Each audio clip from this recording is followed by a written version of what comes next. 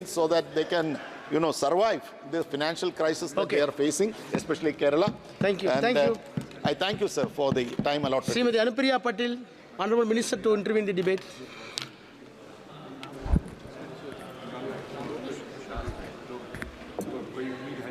धन्यवाद सभापति महोदय। मैं सबसे पहले तो माननीय वित्त मंत्री जी को निरंतर 7वीं बार देश का बजट प्रस्तुत करने के लिए बहुत बधाई देती हूं और विकसित भारत की राह को प्रशस्त करने वाला बजट प्रस्तुत करने के लिए उनका अभिनंदन भी करती हूं। देश ने तीसरी बार लगातार 62 वर्षों के बाद हमारी सरकार को चुना है और इसलिए आम जनमानस की उम्मीदें भी 3 गुना हैं। माननीय वित्त मंत्री जी को मैं बधाई देना चाहती हूं कि इस देश को इस तीसरे कार्यकाल में जनता की उम्मीदों को पूरा करने के लिए 3 गुना तेज गति से काम करने वाला बजट उन्होंने देश को सौंपा है। हालांकि सभापति महोदय, मेरे विपक्ष के मित्रों ने कहा कि ये कुर्सी बचाओ बजट है, ये एनडीए का बजट है, ये भारत का बजट नहीं है। मैं अपने विपक्ष के मित्रों को कहना चाहती हूं कि ये एनडीए का बजट है और ये भारत का बजट है, क्योंकि भारत ने एनडीए को चुना है, आपको नहीं चुना है। और भारत ने एनडीए को तीसरी बार लगातार चुना है और इसलिए चुना है because NDA is of the people, by the people and for the people of Bharat.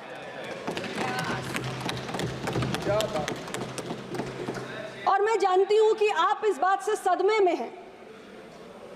आपने बहुत सारी अफवाहें फैलाई, बहुत सारा भ्रम फैलाया, लेकिन फिर भी तीसरी बार देश ने मोदी जी के नेतृत्व पर ही मोहर लगाई है और एनडीए को ही चुना है। तो अब आप ये मान लो कि एनडीए का बजट भारत का बजट है। और जो आप बार बार एनडीए सरकार के कोलैप्स होने के सपने देखते रहते हो, ये आपके मुंगेरी लाल के हसीन सपने कभी पूरे नहीं होने जा रहे।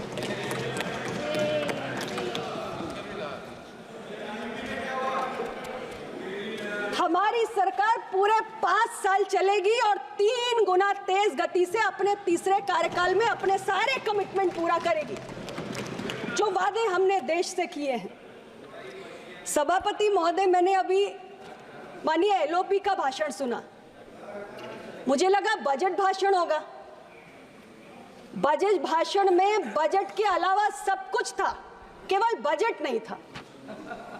यानी बजट के हलवा सेरेमनी का चित्र भी था, उसका भी उल्लेख था, कास्ट सेंसस का भी उल्लेख था, सब कुछ था, बस बजट नहीं था। मैं एलओपी को सिर्फ इतना ही कहना चाहती हूं, मेरे विपक्ष के मित्रों को भी, कि देश में तो अभी बजट पे ही बात करूंगी, आप सुन तो लो, बिल्कुल सुनिए, अभी आप धैर्य रखिए, मैं सब बात का जवाब दूंगी। सभापति महोदय, देश में सबसे लंबे समय तक कांग्रेस और यूपीए की सरकार रही है और अगर अपने कार्यकाल में आपने बजट की हलवा सेरेमनी के चित्र की कमियों की चिंता की होती या कास्ट सेंसस की चिंता की होती, तो आज जो आप कह रहे हैं, इस देश के एससी, एसटी, ओबीसी को आपकी चिंता जायज नजर आती। लेकिन आज जब आप सत्ता से बाहर होने पर यह चिंता व्यक्त करते हैं, तो देश का एससी, एसटी, ओबीसी ये समझता है कि आपकी ये चिंता केवल सत्ता में वापस आने की व्याकुलता से अधिक और कुछ भी नहीं। और अब मैं बजट पे आती हूं, अध्यक्ष महोदय। हमारी सरकार ने देश के किसान, देश के युवा, देश की महिला, देश के गरीब, देश के मिडिल क्लास, इन सबको अपनी प्राथमिकता में रखा है। मैं बात अगर कृषि की करूं, हमारी सरकार ने 1.52 लाख करोड़ का प्रावधान किया है कुछ महत्वपूर्ण बातें। जलवायु परिवर्तन आज देश और दुनिया के लिए एक बहुत बड़ी चुनौती है और ऐसी परिस्थिति में हमें टिकाऊ कृषि की जरूरत है और इसलिए हमारी सरकार ने 109 किस्म की नई किस्मों को लाने की बात की है जो प्रतिकूल मौसम की परिघटनाओं का सामना कर सकती हैं और कृषि को टिकाऊ बना सकती हैं। और इसके साथ ही नेचुरल फार्मिंग, प्राकृतिक खेती। आज ये वर्तमान समय की और आने वाले भविष्य की जरूरत है कि हम प्राकृतिक खेती को बढ़ावा दें, मिट्टी की सेहत का ख्याल करें और देशवासियों की सेहत का भी ख्याल करें। हमारी सरकार ने इस बजट में टिकाऊ कृषि के साथ साथ देश की खाद्य सुरक्षा बढ़ाने पर ध्यान दिया है।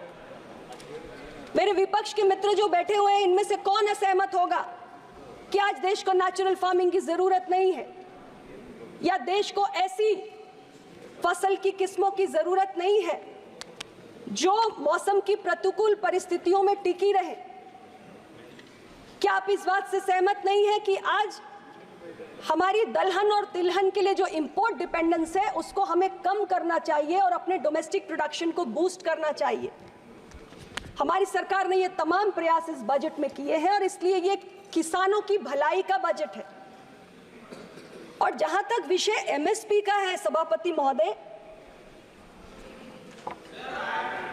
अनेक नई फसलों को एमएसपी में दायरे में लाने का काम हमारी सरकार ने 10 सालों में किया है। यूपीए सरकार के 10 साल में एमएसपी पर जो आपने खरीद की वो महज 45 करोड़ मीट्रिक टन की फसलों की, जबकि हमारी सरकार ने 10 साल में 70 करोड़ मीट्रिक टन फसल की खरीद एमएसपी पर करने का काम किया है। इसलिए संसद के फ्लोर से देश के किसानों को गुमराह करने का काम बंद होना चाहिए। अध्यक्ष महोदय, हमारी सरकार की प्राथमिकता में देश के युवा है। बजट पेश होने से पहले इकोनॉमिक सर्वे आया, उसमें 2 महत्वपूर्ण बातें कही गई। पहली ये कि हमारे देश के कॉलेजेस से जो ग्रेजुएट्स निकल रहे हैं हर साल, उसमें 51% से कुछ अधिक ऐसे हैं जो एम्प्लॉयबल नहीं है, नौकरी पाने योग्य नहीं है। इसका एक कारण यह भी हो सकता है कि इंडस्ट्री को, उद्योगों को आज जिस स्किल सेट की आवश्यकता है वो हमारे युवाओं के पास नहीं है। और साथ ही तमाम ग्लोबल अनसर्टेनिटीज के बाद, इकोनॉमिक डिप्रेशन की परिस्थितियों के बाद भी भारत की अर्थव्यवस्था जिस तेज गति से आगे बढ़ रही है उसको देखते हुए, उससे तालमेल बिठाते हुए हमें रोजगार सृजन करने की आवश्यकता है। ये 2 बातें इकोनॉमिक सर्वे में कही गई और हमारी सरकार ने जो बजट पेश किया उसमें इन दोनों बातों का ध्यान रखा। 2 लाख करोड़ का प्रावधान युवाओं की स्किलिंग के लिए, युवाओं के रोजगार के लिए सरकार ने किया। एम्प्लॉयमेंट लिंक्ड इंसेंटिव स्कीम, इसके तहत 3 योजनाएं लाई गई। मैं उसके विस्तार में नहीं जाऊंगी क्योंकि मुझसे पहले बहुत सारे वक्ता उसकी चर्चा कर चुके हैं, लेकिन ये एक कोशिश है कि प्राइवेट सेक्टर को रोजगार के नजरिए से कैसे सरकार मदद करे। और स्किलिंग के लिए सेंट्रल गवर्नमेंट, स्टेट गवर्नमेंट और इसके साथ साथ हमारा प्राइवेट सेक्टर 20 लाख युवाओं को स्किलिंग करने जा रहा है। इसके लिए 1000 से ज्यादा जो हमारे ITIs हैं उन्हें अपग्रेड किया जाएगा ताकि युवाओं को उद्योगों की आवश्यकता के अनुरूप हम स्किल सेट दे सकें। सभापति जी, आज इंडस्ट्री के पास स्किल्ड लेबर की शॉर्टेज है और ITIs के माध्यम से जिन ट्रेड्स में हम स्किलिंग करते हैं, जैसे फिटर है, प्लम्बर है, कारपेंटर है, इलेक्ट्रिशियंस है, इसकी भी आवश्यकता बहुत सारे सेक्टर्स में, बहुत सारी इंडस्ट्रीज को पड़ती है। स्किलिंग के साथ साथ हमारी सरकार ने एक महत्वपूर्ण इंटर्नशिप की योजना का ऐलान किया जिसमें देश की टॉप 500 कंपनी में 1 करोड़ से ज्यादा युवाओं को हम इंटर्नशिप की सुविधा देंगे। ऐसे इसलिए क्योंकि ऐसे बहुत सारे उदाहरण हैं सभापति महोदय कि बहुत सारे सक्सेसफुल बिजनेस लीडर्स अपनी कंपनीज में इंटर्न्स के रूप में शुरुआत करके आगे बढ़े हैं, क्योंकि उन्हें जो जरूरी एक्सपोजर या एक्सपीरियंस है वो अपनी कंपनीज में काम करते हुए मिला है। और बहुत सारे सेक्टर्स जैसे मैन्युफैक्चरिंग है, रियल एस्टेट है, infrastructure, construction, automobile, banking, retail, logistics, ऐसे बहुत सारे सेक्टर्स हैं जिसमें आज लेबर डिमांड सप्लाई का मिसमैच है और एक स्किल गैप है, जिसको भरने की एक कवायद है ये इंटर्नशिप योजना।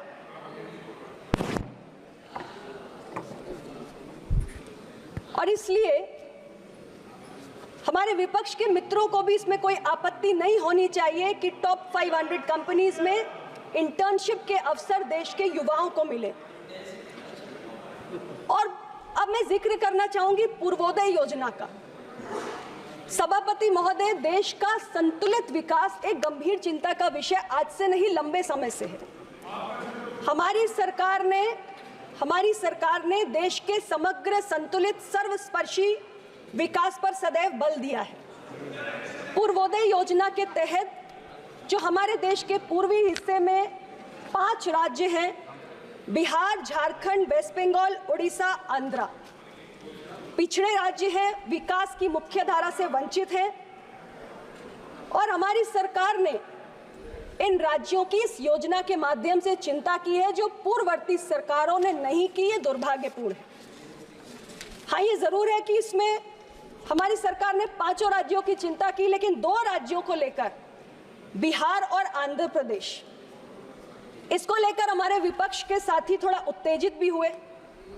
उन्होंने कहा कि इनकी थाली में तो बहुत कुछ आ गया, बाकी को तो कुछ मिला नहीं, जबकि इस योजना में 5 राज्य लाभान्वित किए जा रहे हैं। अध्यक्ष महोदय, क्या आंध्र प्रदेश और बिहार देश का हिस्सा नहीं है? ये सवाल मैं विपक्ष के साथियों से पूछना चाहूंगी। और मैं ये भी कहना चाहती हूं कि आंध्र प्रदेश का विभाजन तो यूपीए की सरकार के दौरान हुआ, और एपी रीऑर्गेनाइजेशन एक्ट में जिस राज्य को जो मदद मिलनी चाहिए वो आपको देना चाहिए था। आपने अपने कर्तव्य का पालन नहीं किया, हम कर रहे हैं। आंध्र प्रदेश ज्यादा विकसित हिस्सा था, वो तेलंगाना के साथ चला गया। आंध्र प्रदेश को अपनी नई राजधानी सेटअप करने के लिए केंद्र की मदद की जरूरत है, केंद्र कर रहा है। जो काम आप अधूरा छोड़ के गए थे वो हमने कर दिया। और बिहार झारखंड से अलग होने के बाद तमाम रिपोर्ट्स बताती हैं कितना पिछड़ गया है। वित्तीय परिस्थितियां बेहतर नहीं है, उसे सुधारने के लिए हम अपने राज्य की मदद कर रहे हैं। आपकी नजरों में बिहार और आंध्र प्रदेश अलग हो सकता है, हमारे लिए नहीं है। और आप तो भारत जोड़ो की बात करते हैं और देश को टुकड़ों टुकड़ों में देखते हैं।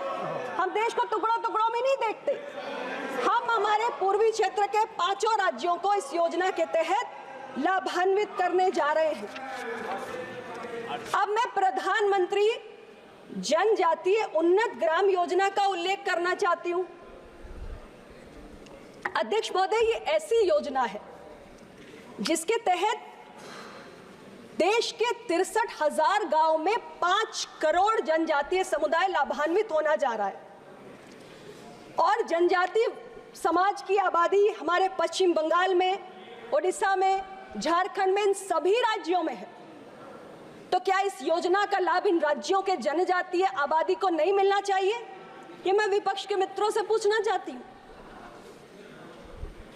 हमारे सरकार का बजट पूरे देश के हित में है, चाहे युवा हो, जनजाति हो, किसान हो, महिला हो या गरीब हो।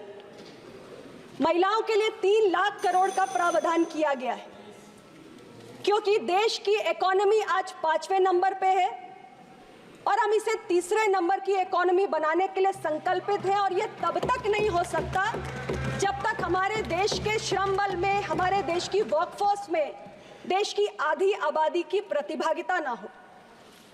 3 लाख करोड़ का हमने प्रावधान महिलाओं की भागीदारी बढ़ाने के लिए किया है। महिलाओं के लिए working women hostel, crash, property खरीद के नाम पे स्टैंप शुल्क को कम करना, ऐसे तमाम प्रयास किए गए हैं। और हमारे 10 वर्षों के कार्यकाल में भी वुमेन लेड डेवलपमेंट, इस थीम पर हमारी सरकार ने काम किया है। और तमाम ऐसी हमारी योजनाएं हैं जो महिलाओं को केंद्रित करके ही बनाई गई, चाहे शौचालय का निर्माण हो, चाहे उज्ज्वला गैस का कनेक्शन हो, चाहे जल जीवन मिशन हो, ऐसी बहुत सारी योजनाओं ने महिलाओं के जीवन में क्रांतिकारी बदलाव किया है और हमारे सारे प्रयास उसी के कंटिन्यूएशन में हैं। हमारी सरकार ने इस बजट के माध्यम से तय किया है कि 25,000 ऐसी नई ग्रामीण बसावटें हैं जिनको प्रधानमंत्री ग्रामीण सड़क योजना के तहत संपर्क मार्ग से जोड़ने का काम हम करेंगे। गरीबों को उनका आशियाना मिले, इसकी चिंता लगातार तीसरे कार्यकाल में भी बनी हुई है। 3 करोड़ नए आवास, 1 करोड़ शहरी क्षेत्र में और 2 करोड़ ग्रामीण क्षेत्र में हमारी सरकार ने बनाने का संकल्प लिया है। अध्यक्ष महोदय, यहां तक कि जो कामगार हैं उनके लिए भी PPP मोड पर हम किराए के घर का प्रावधान कर रहे हैं। यानी गरीब की चिंता भी इस बजट में स्पष्ट रूप से माननीय वित्त मंत्री जी ने की है। और इसके साथ 25 करोड़ गरीबों को हम अगर गरीबी रेखा से बाहर निकल के लाए हैं तो इसीलिए संभव हुआ है क्योंकि हमने गरीबी मिटाने के प्रयास पूरी ईमानदारी से किए हैं। जो आप नहीं कर पाए, आप गरीबी हटाओ का नारा देते रहे, लेकिन आपके आंकड़ों में गरीब कभी भी गरीबी से बाहर नहीं निकल पाए। लेकिन महज 10 वर्षों में हमने 25 करोड़ गरीबों को गरीबी रेखा के बाहर निकाला, मल्टी डायमेंशनल पॉवर्टी से बाहर निकाल के दिखा दिया और 5 साल बाद और बड़े हुए आंकड़े लेकर इसी पार्लियामेंट में आपके सामने आएंगे।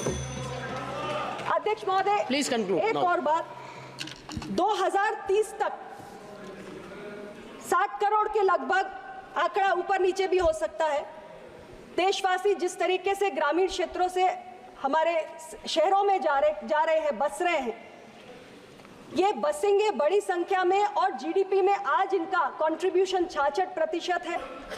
विकसित भारत बनाना है तो हमारे शहरी आबादी का और भी ज्यादा कंट्रीब्यूशन जीडीपी में बढ़ेगा, 80% से भी अधिक हो सकता है।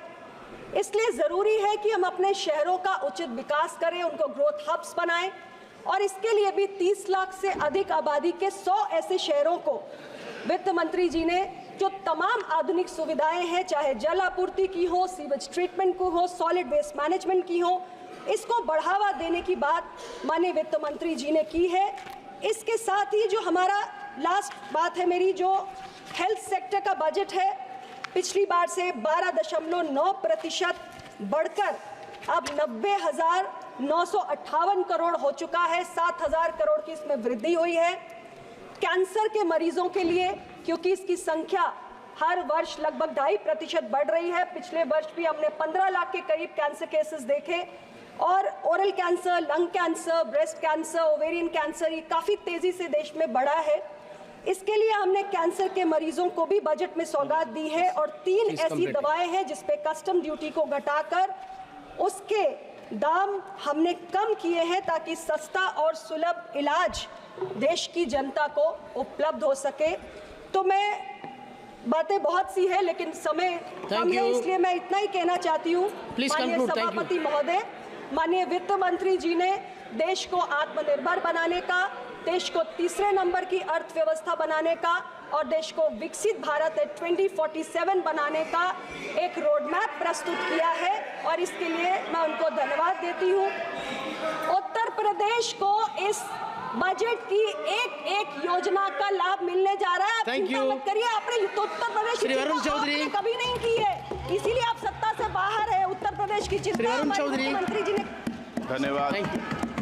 धन्यवाद अध्यक्ष महोदय, आपके माध्यम से